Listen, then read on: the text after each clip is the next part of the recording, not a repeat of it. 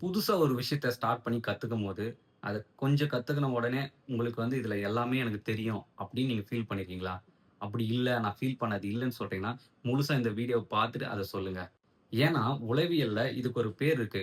Dunning and Kruger theory. இத 1999ல David Dunning and Justin Kruger இவங்க தான் இத அறிமுகப்படுத்துறாங்க. ஒரு விஷயத்துல குறைவான அறிவு உடையவர்களுக்கு, அவங்க திறமை மேல அதிக நம்பிக்கை இருக்கும்.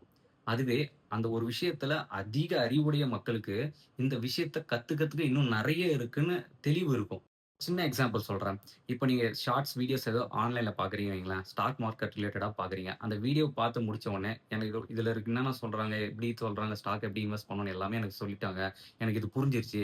ஸோ, எனக்கு ஸ்டாக் மார்க்கெட் பத்தி எல்லாம் தெரியும்னு முடிவு பண்ணிக்கிறது வந்து சரி இருக்காது. ஆனா, அதுவே அறிவுள்ள ஒருத்தரு ஒரு 20 வருஷம் எக்ஸ்பீரியன்ஸ் இருக்க ஆள் என்ன நினைப்பார்னா, அந்த வீடியோல இருந்து என்ன கத்துக்கலாம், இன்னும் கத்துக்க எவ்வளோ விஷயம் இருக்குன்றது அவங்க யோசிப்பாங்க. ஒரு தவறான விஷயமான்னு கேட்டா, அப்படிலாம் கிடையாது. சைக்காலஜிஸ்ட் இத ஒரு 4 ஸ்டேஜா பிரிக்கிறாங்க.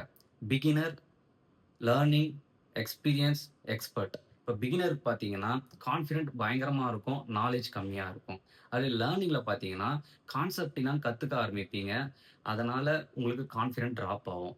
அதுவே எக்ஸ்பீரியன்ஸ்டு வரும்போது பார்த்தீங்கன்னா, உங்களுக்கு நாலேட்ஜும் கெயின் ஆயிருக்கும். கான்ஃபிடென்ட்டும் கொஞ்சம் கொஞ்சமா டெவலப் ஆக ஆரம்பிச்சிருக்கும். நீங்க எக்ஸ்பெர்ட் நிலைமைக்கு வரும்போது, உங்க அறிவுக்கு ஏத்த கான்ஃபிடென்ட் அப்பதாங்க கரெக்ட்டா இருக்கும். இந்த 4 ஸ்டேஜ கடந்து தான் எல்லாருமே வருவாங்க. அப்பதான் நீங்க எக்ஸ்பெர்ட் ஆக முடியும். இந்த வீடியோ புடிச்சிருந்தா லைக் அண்ட் சப்ஸ்கிரைப் பண்ணிட்டு, இந்த நாலேட்ஜ உங்க ஃபிரெண்ட்ஸ்க்கும் ஷேர் பண்ணுங்க. Correct me if I am wrong.